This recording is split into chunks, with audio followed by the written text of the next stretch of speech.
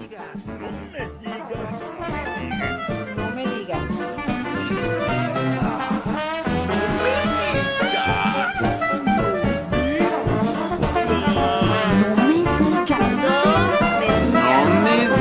Café con sabor amargo.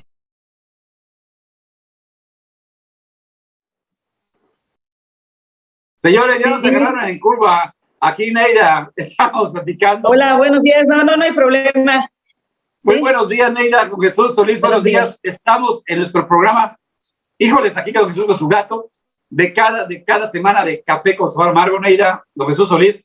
Y platicamos, Neida, estamos diciendo que, híjole, las condiciones actuales de el regreso a clase, lo habíamos dicho, maestra, estaban muy complicadas.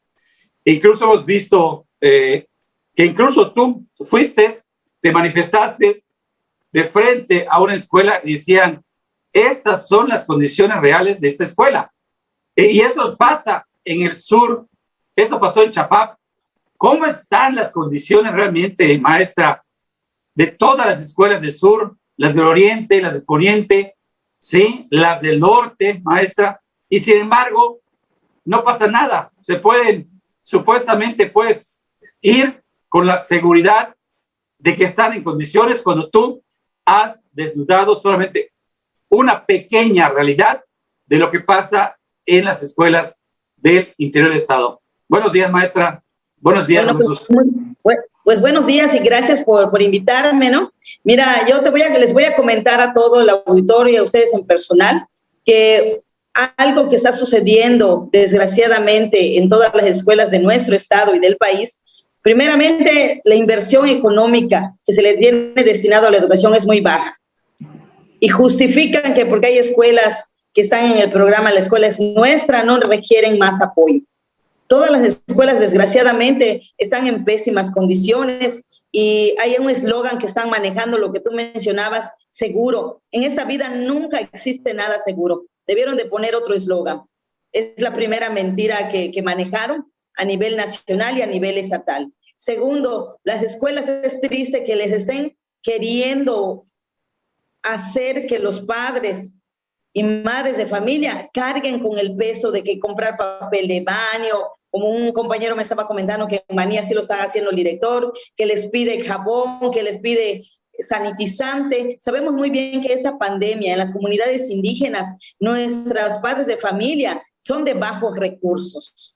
Con trabajo ganan hasta el salario mínimo y ahora tienen que mantener a estas escuelas. Cuando existe realmente una economía en el Estado que se debe de utilizar, fíjate, quieren hacer un estadio, quieren invertir en un aeropuerto nuevo, vender las hectáreas de la plancha, pero no hay dinero para las escuelas. Yo ayer le tomé la foto te voy a comentar, tengo 30 años de servicio y nunca he tenido un escritorio, jamás en mi vida. Que una mesa agarro, la pongo, ahorita tengo una silla que le tomé la foto ayer, pésima, así rota, la paleta de mis alumnos está rota, y eso es en una escuela que podemos decir que exigimos, peleamos nuestros derechos, y en aquellas escuelas que la mayoría del magisterio, a veces yo digo, no están siendo obligados, desgraciadamente es el tipo de educación que recibieron los maestros, y lo que les digan sus autoridades, aunque esté mal, desgraciadamente son cómplices al hacerlo. Pero maestra, pero Neida, ¿sí? Tienes a un sindicato vendido, tienes a sindicatos vendidos, que el sindicato supuestamente es para proteger, en este caso, los derechos de los trabajadores, y aquí los sindicatos se lavan las manos, maestra, y solamente lo más importante para los sindicatos es mis cuotas, y me vale gorro todos los demás. Porque ¿cuántos maestros no se han estado en diferentes puntos del estado, al igual que tú manifestándose, pero no les hacen caso, maestra? ¿Sí? Las condiciones de las escuelas están pésimas. Tercera semana ya, maestra. Tercera semana que ya el supersecretario, cuando lo entrevistan, hasta es capaz de decir, es que es grilla, es que es político, solamente es un conflicto.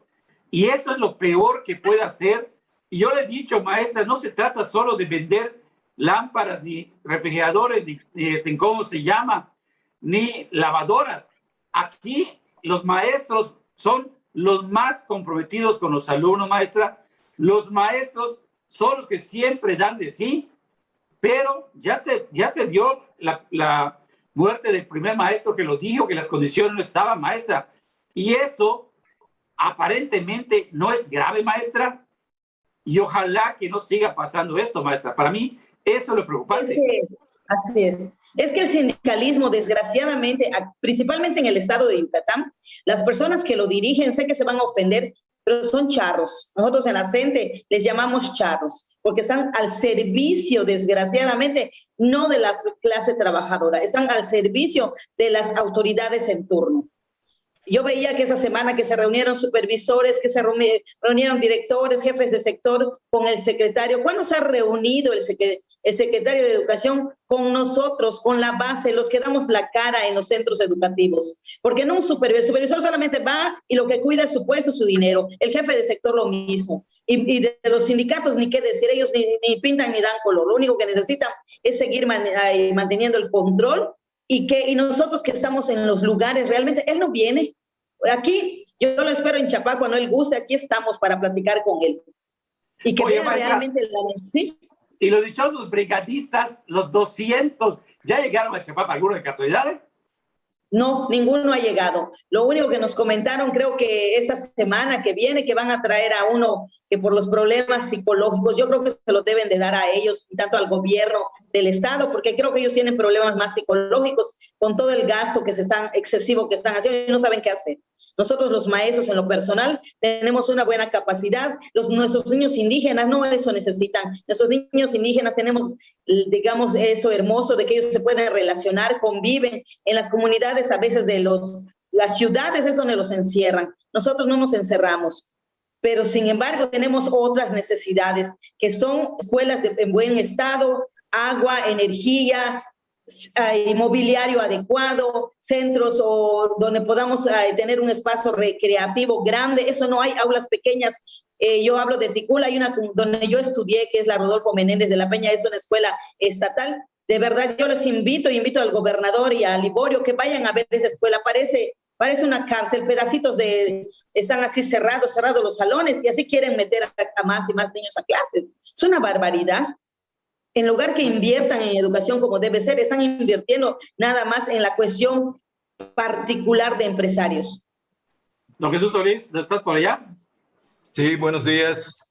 Buenos días. Eso vemos tu avatar, pero no te vemos tu imagen, don Jesús. ¿Y qué pasó con la imagen? Pues no está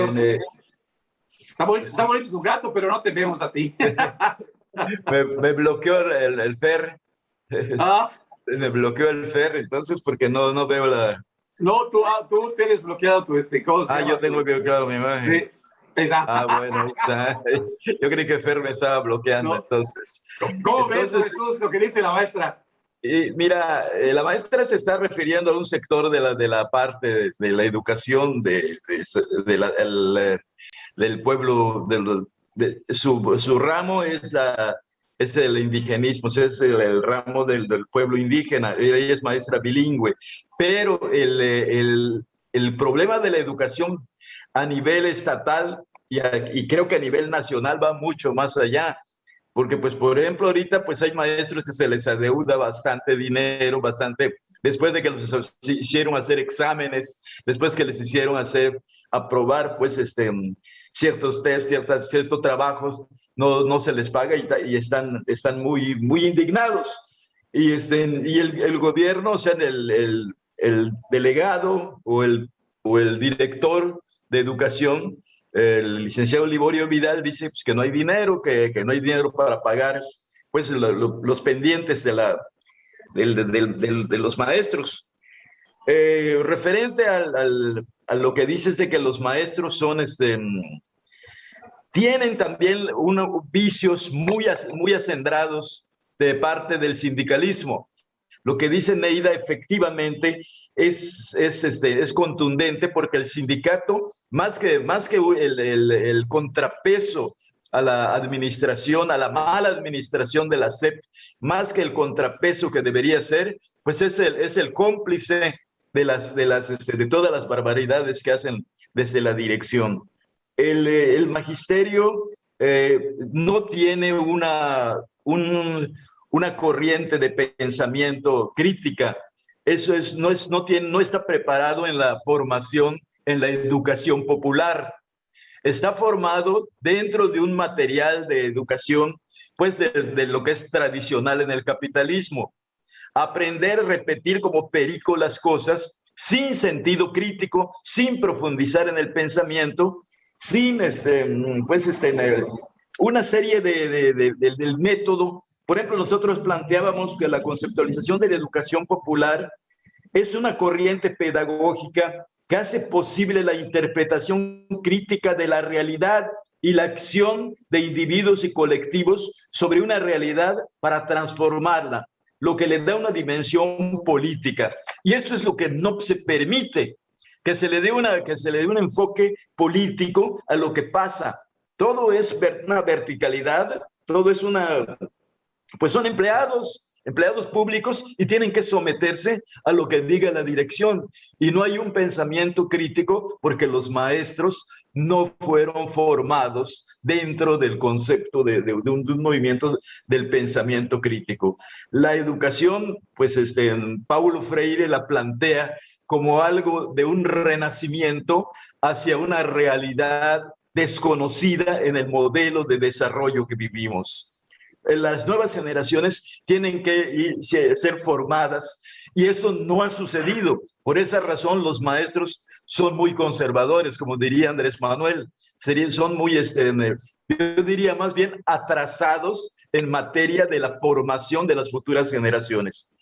El concepto del charrismo no es de la gente, no viene de la gente.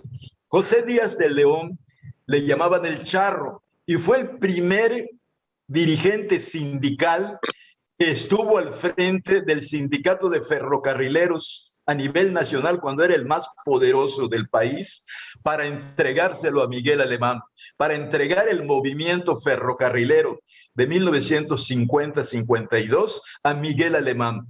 Y desde entonces el nombre de charro se hace extensivo a Fidel Velázquez y a todos los dirigentes que están coludidos de acuerdo con los intereses del gobierno y de los patrones. Entonces el charrismo, desde Conjitud Barrios hasta Elba Ester, hasta los actuales que manejan el CENTE, o sea, el Sindicato Nacional de Trabajadores de la Educación, no hace contrapeso para una educación más profundizada en materia social, más profundizada en materia crítica. El charrismo sindical solo sirve para complementar la política, pero además invisibilizando. Pues, aquí se está diciendo de que lo acaba de publicar un periódico local, ¿no? De que se está ensordeciendo la necesidad de los profesores. Los profesores están inquietos, están desesperados, pero esto es ensordecido por los medios de comunicación, es invisibilizado por los medios de comunicación y es acallado. Aquí estamos hablando en un espacio de libertad y estamos abordando ese tema. Y yo saludo mucho el posicionamiento de la maestra Neida, porque ella pues ha tenido la dignidad de que siempre periódicamente está haciendo sus manifestaciones públicas. Y es lo que nos refleja un pensamiento crítico, un pensamiento de un ejemplar magisterio que tiene una formación para la transformación, que es lo que realmente necesitaría, en este caso, en Yucatán, el proyecto de la Cuarta Transformación para que aterrizara, pues, en determinado momento que sea posible. Hay que decirlo, no hay que invisibilizar el problema. Sí, claro. Pero acá tú acabas de decir algo interesante, Neida, la Cuarta Transformación. Yo no he escuchado a ningún diputado federal, Jesús, a ningún diputado local, al senador, o algún incluso dirigente disque de Morena, de esa famosa 4T, que se haya manifestado, Jesús, a favor de los maestros, a favor de cuidar la salud de los maestros y los alumnos. Ellos están más maiciados que nadie, Jesús, son una vergüenza. Solo una precisión. Igual que los países, no dicen nada, Jesús. y ves a los maestros solo una que precisión, están en sus solo una precisión para darle la palabra a Neida. La cuarta transformación entre la burocracia de Morena y del gobierno actual en Yucatán no existe. Son prianistas. Su mentalidad no alcanza. Es lo mismo que el magisterio, que tiene que construir nuevas generaciones. Lo mismo sucede con la cuarta transformación, que debería estar regenerando las prácticas políticas. No existe. ¿Por qué? Porque te lo he dicho en estos espacios, que desde el 2017 llegó aquí Katia Medi y llegaron gentes de Tabasco para establecer un proyecto con elementos humanos totalmente apolíticos, totalmente desconocientes de la posibilidad de real transformación o de cambio verdadero, como se planteaba originalmente en el documento. Entonces, los funcionarios no cuentan, son prianistas. Necesitamos inspirarnos, analizar realmente y rescatar el elemento público que contiene tanto la declaración de principios de Morena como el proyecto de la cuarta transformación, porque ellos no lo conocen, ni les interesa. Están al servicio del señor gobernador, están al servicio del sistema tradicional en Yucatán. Eso es lo que yo veo. Por eso yo no sé qué opina, no sé qué opina Neida al respecto, pero yo pinto mi raya. Yo digo que la cuarta transformación es una cosa y la clase política prianista que está en Morena es otra cosa. Bueno, pues yo considero que la cuarta transformación el pueblo lo tiene que hacer. No podemos esperar que la cuarta transformación venga de un gobierno. El gobierno, sea quien sea que esté, siempre va a estar viendo intereses. Hay que decirlo, duela que duela, o a quien le duela es la verdad. Desgraciadamente, cuando este partido se forma, cuando era nada más de la sociedad civil, era diferente. Pero ahora que ya está en el poder, se transforma. ¿Por qué se tiene que transformar? Por los intereses, por los empresarios, por todo. Ya empieza, no puede tomar una decisión sola. Entonces, ¿a quién hay que preparar? ¿A quién hay que educar? Al pueblo. Nosotras y todos nosotros tenemos que estar educados para entender qué es la cuarta transformación. La cuarta transformación no solamente son los programas sociales. Esos programas sociales solamente están haciendo dependientes a las personas, pero no pensantes. Yo no veo que se esté ahí generando empleo. Un ejemplo, si continuamos al respecto de educación, aquí en Yucatán la educación, ¿cómo le están dando a muchos? 5 o 6 meses. No llegan ni a diciembre para no pagar aguinaldo. No llegan para el final para no pagarles nada. Entonces, ¿cuál es yo siento que la cuarta transformación, vuelvo a insistir, tiene que empezar de abajo hacia arriba. Nosotros, hay que sacar el tiempo, ir a las comunidades, hablar, no solamente como dice Jesús, yo estoy hablando, digamos, en el sector indígena, porque hemos estado el más pesado. Te voy a comentar, nuestros libros no están completos. A nosotros no nos ha llegado, veo que otros ya entregaron que mochilas, ya se están entregando uniformes. Aquí no. Nosotros las escuelas indígenas siempre somos de último, y es que estamos en la Constitución, y es que fuimos los primeros, y dicen que somos primero los indígenas. Mentira, Yucatán está considerado a nivel nacional e internacional como un lugar indígena, y hay una gran diferencia en el trato, y todas las escuelas, tanto públicas, de primaria, preescolar y secundaria, están pésimos. Hay secundarias que tienen 50, 60 alumnos en un salón de clase. ¿Qué es eso? Escuelas que están cobrando, hay cuota, y hasta el día de hoy no hemos podido erradicar esa situación de cobro de cuota. Entonces, fíjense, no les importa, realmente yo soy muy sincera de decirlo, al gobierno, a cualquiera que esté, la educación no les importa, porque están destruyendo nuestras normales rurales, porque allá salen maestros críticos con pensamiento. Se bajó el presupuesto, por eso nuestros jóvenes normalistas de diferentes, que de Michoacán, de Chiapas, salen a exigir, porque allá se forman realmente maestros críticos, las normales, como hay aquí en Ticul y en Mérida, que forman maestros que aprendan a obedecer. No, el maestro no puede ser, no es obediente, tiene que ser crítico, aceptar sus propias críticas, ser autocrítico.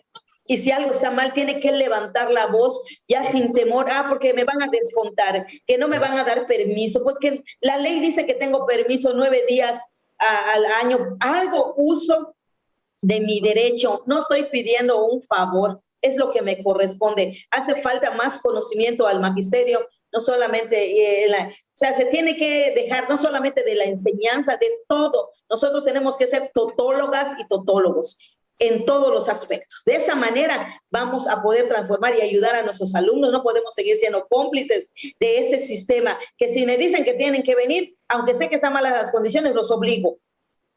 Entonces yo digo, ¿quién es culpable? Tú acabas de decir algo interesante, maestra. Ok, somos el magisterio, somos la última línea de batalla cuando posiblemente debe ser la primera. La atención a los pueblos indígenas, a la educación indígena. La atención a los grupos más vulnerables. Sin embargo, y es aquí donde, si las condiciones normales, así normal voy a poner, está difícil, ahorita con el COVID, maestra, está peor. Porque como tú dices, ¿cuándo ha venido? Bueno, el secretario está muy ocupado, no sé, debe estar vendiendo muchas lavadoras y estuvo porque incluso se fue a Cancún, ¿cómo se llama? Abrir otro nuevo, ¿cómo se llama? Oficina, negocio. Usted recorriendo, creo, las escuelas para hacer empresa. Está en su derecho de abrir como empresario todas las que quiera, sucursales que quiera, es su derecho. Pero ese derecho, maestra, además, ¿qué pasa si en las escuelas regulares no va y solo va un rato para tomarse la foto y no decir, oye, voy a estar acá porque me van a criticar? Porque tengo miedo a un plantón de maestros. ¿Usted cree, maestra Jesús, que él va a ir a las escuelas rurales, a las indígenas? Por favor, le van a llover las críticas, Jesús, y su imagen para su campaña política le va a afectar. A eso voy cuando te digo de que la cuarta transformación y la carabina de Ambrosio en Yucatán vale sombrilla, porque el presidente dice casi todos los días que los pobres primero. Y en este caso, pues como bien dice Neida, Yucatán es el estado con mayor explosión o con mayor presencia del pueblo indígena, o sea, del pueblo maya. Después de los mexicas, somos la segunda en los que hablamos la lengua más importante quizás de Mesoamérica, que es la lengua maya, porque se le da la categoría de lengua porque sus verbos se pueden conjugar y porque tienen una amplia gama de expresiones. Entonces, pero para esto, para los funcionarios públicos prianistas que han predominado aquí durante mucho tiempo, durante muchos años, el PRI y el PAN es la fuerza que ha dominado políticamente al Estado. Y no creo que solo sea del PRI, desde mucho antes del PRI y antes del PAN, durante las guerras campesinas del siglo XIX, pues también hubo un aplastamiento, hubo una conciencia autoritaria de aplastamiento hacia los pueblos, hacia el pueblo maya. Pues entonces el pueblo maya, ¿qué es lo que hace? Es replegarse. Por eso dicen que somos pasivos o que somos, que el pueblo yucateco es calmado, es disciplinado, es atento, todo, ¿no? Respetuoso, aguanta todo. Pero la policía por eso la policía hace del pueblo lo que quiere. Yo quiero precisar este asunto. Dicen que es un pueblo pacífico, pero la policía no es pacífica, precisamente porque el pueblo no es pacífico. Porque si el pueblo se resistiera a las acciones violentas de la policía, a los abusos de autoridad, entonces no hubiera tanto exceso de violencia policíaca, no había tanta violencia en materia de derechos humanos, pero precisamente porque el pueblo es pasivo y la formación que hemos tenido desde la aplastante derrota de la guerra denominada de castas, pues hay una castración, verdaderamente hay una castración, pues en materia de rebeldía y de rebelión en contra de las injusticias. Y esto es lo que hace que siga habiendo gente que todavía, mejor voy a hacerme compadre de él para ver si me toma en consideración y me paga el sueldo que ya me gané y que me deben desde hace un año, ¿no? Mejor me acerco, le llevo un regalo. Y que esto es lo que se acostumbraba desde que yo tengo uso de razón, desde los años 1950. había que llevarle un regalo al profesor, había que llevarle un regalo al director, había que llevarle, ¿para qué? Para que te atienda. Y esto prevalece. Hay gente que sigue comprando plazas, se sigue vendiendo plazas en el magisterio, se sigue vendiendo plazas en la burocracia. Y esto es lamentable. Y ningún periodista ha llegado a la mañanera, con excepción de Gabriel Pech, que una vez aquí en Mérida le dijo algunas cosas al presidente sobre asuntos inherentes al Estado. Ningún periodista yucateco ha ido a la mañanera a decirle, oye, a cuestionar la política pública federal que se aplica en el Estado. Entonces ahí vemos el reflejo de una realidad pues triste, de una realidad bastante lamentable, de una conciencia muy aplastada del pueblo yucateco y no del pueblo bueno, santo y pacífico que nos alardeamos, ¿no? Porque pues, se tiene un límite, la paciencia tiene un límite y en Yucatán me parece que no tiene límite. Hay gente que se sigue quejando. El día 30 va a haber una reunión entre los directivos de la CGI para tratar de resolver el asunto del financiero. Vamos a ver qué va a pasar, estemos pendientes. Yo te diría, doctor, pues que estés pendiente y que conservemos este espacio crítico para poder orientar dentro del marco de esa cuarta transformación y poder hacer la realidad, aunque sean en 1 o 2 puntos. Yo estoy de acuerdo en lo que dice Neida, de que es el pueblo el que tiene que dar la cuarta transformación, pero al pueblo también hay que formarlo, hay que motivarlo, hay que documentarlo. Sí, hay que documentarlo con razonamientos lógicos de la necesidad de su organización y su vinculación en los asuntos públicos. Entonces, esto es a mi ver, de que ningún pueblo nace sabiendo. El pueblo yucateco... Jesús, pero por eso, incluso acá, Jesús, disculpa que te interrumpa, Jesús. Fíjate, sí. Tenemos acá y el sur del estado, ¿sí? Y el oriente son las áreas indígenas más importantes. Sí. Tenemos a una diputada federal morenista, sí, la reina del sur, la Ivonne del sur, que no sé si ha visitado o ha contactado. Yo no la conozco, porque no viene de Morena, no por eso, Morena. Venga o no venga Morena, es la representante de la Cuarto T en el sur del estado. ¿Cuándo lo ha dicho? Yo nunca he oído que digan que son representantes de la 4T. Bueno, ellos fueron votados por Morena. Tenemos en Humán, eso sí. Por eso, tenemos en Humán a la diputada humanense Yasmín, segunda vez diputada local, que yo no he escuchado la voz por ningún ciudadano del 8º distrito. Tenemos una senadora que se pasa grillando diciendo pura endejada, así con la palabra, aunque se ofenda, maestra. De verdad, ¿cuándo esta senadora, Jesús, que también es la digna chaira, más chaira que hay, se ha acercado a los maestros, a la maestra Neida, que sabe que es una luchadora social, y le ha dicho, maestra, ¿qué pasa? ¿Cómo están las escuelas? ¿Qué puedo yo hacer para ayudar a que en las escuelas indígenas hablar con a la cabecita de algodón y decirle, cabecita de algodón, el sur de Yucatán está fregado? Vamos a apoyar. Al menos Jesús, si fueron panistas o no fueron panistas, son votados o son diputados y senadores morenistas. A eso me refiero nada más. Déjame explicarte. Es que si fueron prianistas, no pueden tener ninguna experiencia práctica para servirle al pueblo. Ellos tienen una experiencia práctica de servirle a quien les dio el poder. El pueblo los legitimó nada más, pero el que les dio el poder fue el que le dio la candidatura. Y a ese es el que tienen que servir.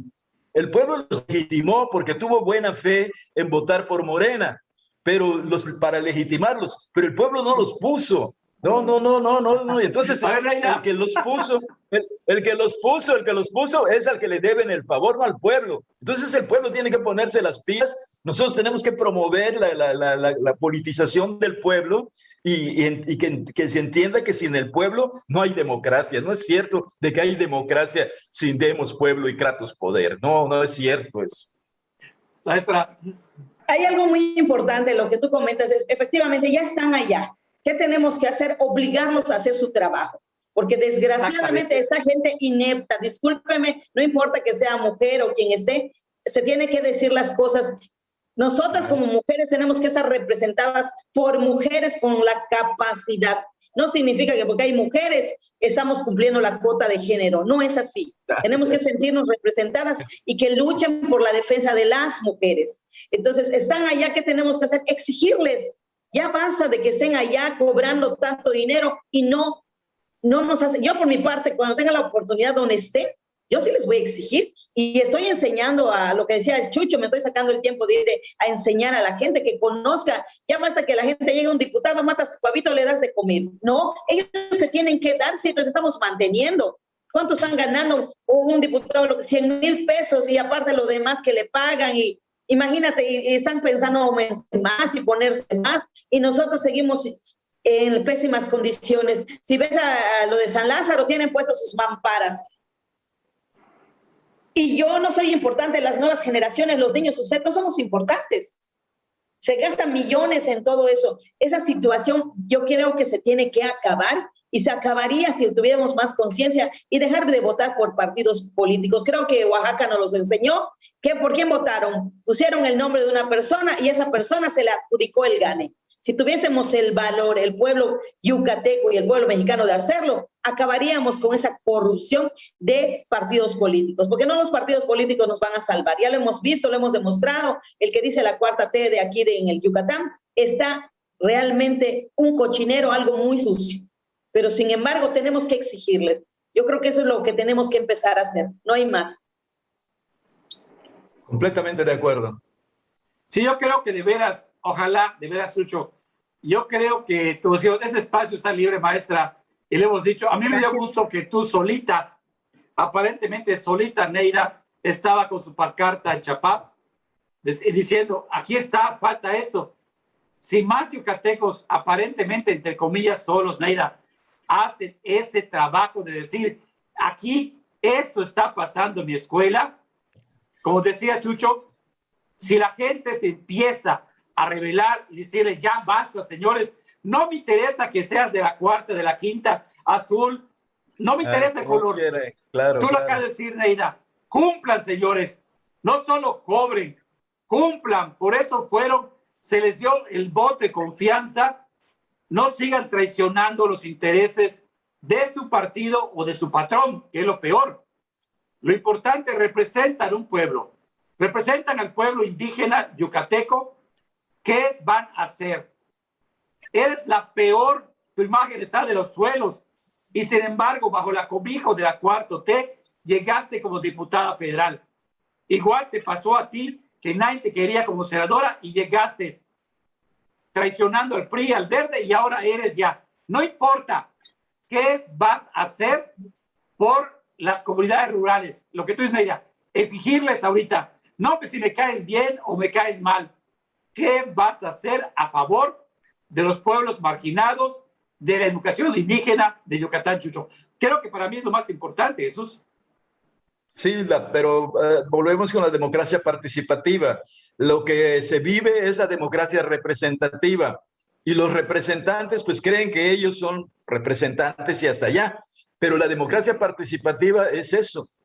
Lo que está haciendo Neida, lo que estamos haciendo algunas personas, pues activando a la sociedad, ya sea al pueblo maya, al pueblo indígena, ya sea al mestizaje, ya sea a los zules, ya sea a los pequeños empresarios, ya sea a los pensionados, a los jubilados, ya sea a los jóvenes, y a los artistas, al que sea, nosotros tenemos que estarlo orientando, promoviendo hacia un nuevo enfoque, hacia un enfoque democrático en el que el pueblo sea el mandante, en el que el pueblo sea el que realmente representa el poder posible, el poder sea realmente el empoderado. Es difícil porque los medios no se prestan. Te decía yo respecto a los medios que nadie va a la mañanera. ¿Por qué? Porque pues, nadie puede quemar a sus amos, nadie puede ir a acusar. A la mañanera todo el mundo va a acusar allá para que López Obrador resuelva las cosas. Pero los de aquí ni siquiera eso, ni siquiera van a acusar a sus patrones, porque los tienen bien maiciados para que no vayan a acusar a la mañanera. Entonces, esto es Esto es sintomático de que este pueblo está, el control que ejerce el poder económico sobre los medios, sobre la iglesia, sobre los grandes estatus de los cuales está insertado las clases populares, pues no están bien. Hay todo un sistema, hay toda una estructura. Y eso no es difícil, no es fácil cambiar si fuéramos con unos 200, 300 voluntarios, como en tiempos de López Obrador, de que se hicieron los promotores de la democracia, los promotores del cambio verdadero, pues miles de gente se desbandaron hacia los pueblos para concientizar por el voto, no por la dignidad política, porque eso hay que decirlo muy claro. Durante el proyecto de campaña de Andrés Manuel se luchaba por el voto, para votar por el cambio verdadero, entre comillas. Pero en realidad el cambio verdadero, ¿quién lo va a propiciar? Sino la misma democracia participativa.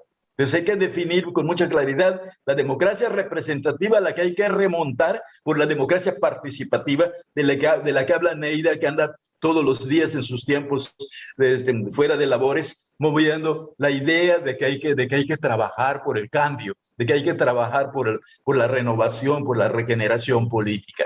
Esto es lo que habría que hacer y esto es lo que hay que hacer. Maestra, un comentario. Ya, está padrísimo que se nos va el tiempo demasiado rápido, Jesús, pero de verdad me da mucho gusto tener a la maestra, es un honor, siempre lo he dicho, porque realmente si alguien ha sido trabajadora constante, luchona y no se ha agachado, es la maestra, y por eso me da mucho gusto, Jesús, tenerla, y qué bueno que la invitas. Tiene una formación, Neida tiene una formación de los grupos magisteriales en resistencia de Michoacán, de Chiapas, de Oaxaca, de Guerrero. Tiene una formación con los que ella ha convivido y ha sufrido, y ha sido perseguida, y ha sido incluso despojada de sus derechos laborales. Por eso tiene una formación. Esa formación es la que hay que promover, de que sí es posible. Si ella logró recuperar su plaza, si ella logró, a contracorriente de todo un sistema del sindicalismo y del autoritarismo de la SEP, aún cuando creo que estaba el Bestero, no sé quién estaba ahí de cacique del CENTE, se logró pues, recuperar su trabajo. Tiene una experiencia grande, amplia, bastante. Eso es lo que hay que aprovechar, por eso que estamos con ella. Maestra, ¿algún comentario final? Pues yo solamente el último comentario que quisiera hacer es hacer una reflexión, ¿no? A todos los que nos escuchan, que realmente sí se puede hacer un cambio, podemos transformar, tenemos el derecho de tener una buena educación, una buena salud, una buena vivienda, pero tenemos que tomar esa responsabilidad todas y todos, y que perdamos el temor, pero no perder el temor solamente para ser cómplices, como muchos hablan la lengua y dominan. No, tenemos que liberarnos, ser libres de conciencia más que nada. Y yo sé que sí se puede. Yo me imagino un Yucatán libre, un Yucatán que realmente tengamos las mismas oportunidades, hombres y mujeres, y buenas escuelas. Siempre ha sido mi sueño y espero verlo muy pronto. Y gracias realmente por darme, cuando ustedes usen, estamos aquí para poder expresar nuestras ideas, que eso es lo más importante, que nos permite poder hablar y expresarnos y llegar a otras personas para que nos escuchen. Muchas gracias. Gracias, maestra. Gracias, Jesús. Y gracias, doctor. Gracias. Esta historia va a continuar y nosotros con la maestra, contigo, Jesús, es su programa. Seguiremos, ahora sí, como decíamos por allá, como cuchillito de palo. Punto. Muy amable, muy buenas tardes, muy buenos días. Buenos días, gracias. Hasta luego. No me digas, no me digas, no me digas.